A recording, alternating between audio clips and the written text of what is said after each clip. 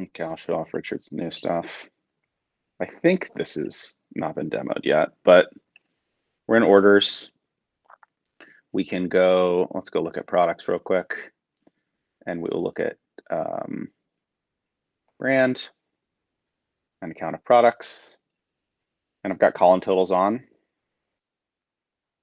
And I can write a calculation over here where I go, you know, this divided by sum of B to B.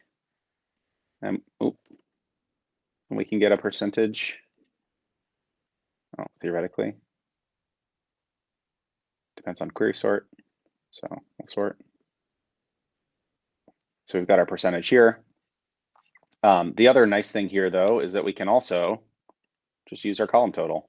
So we have this special invocation now for totals, and we can use them in formulas, which is quite nice. You can see it's slightly different, probably because there's some duplicates or something like that, or maybe there's not. But the whole idea is now you can invoke these totals quite easily, which is quite nice. So now you can get the percent of uniques and things like that, which we needed a language for.